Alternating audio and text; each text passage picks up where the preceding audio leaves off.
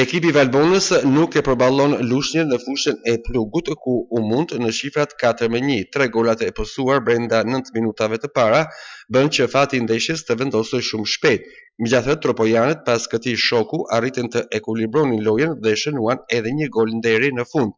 Dihet që Valbonës i mungon freskia gjatë lojës pasi nuk ka asnjë lojtar në dispozicion. Tashmë çdo gjë është lënë pas dhe tropojanët kanë nisur seanca stërvitore për t'u përgatitur për takimin e radhës që do ta luajë në shtëpi kundër Progradecit. Lidhur me këtë takim, mesfushori i Valbonës Denis Balla për Panorama Sport deklaroi: "Këtë të shtunë ne rikthehemi përsëri në shtëpinë tonë. Pas fitores 3-0 me Kastriotin e kemi larguar tërsin e këtij stadiumi. Shpresoj se do të rikthehemi tek fitoria e kjo do të vijojë me një lojë bindëse.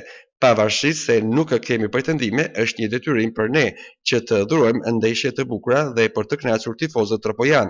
Besimi që lojtarët kanë treguar në këto ndeshjet e fundit na bën të shpresojmë tek rezultati, ndonse po sakrifikojmë duke ruajtur të dëmtuar pasi mungojnë alternativa", u shpreh ai.